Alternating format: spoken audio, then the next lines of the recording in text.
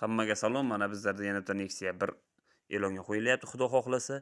Nexia 1imiz 2008-yil, 1.5 dons motor, kraskalari 20% cha bor. Ikkita oldi balon yangi, ikkita orqa balon o'rta ahvolda.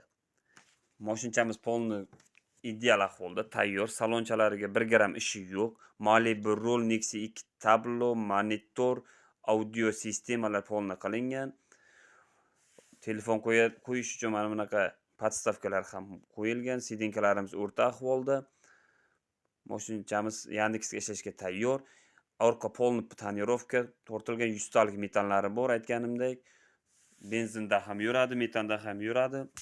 Mashincha ishlashga tayyor. Variant V-Coupe, naqd pul hammasiga bor. Avtokredit hammasiga chiqarib beramiz.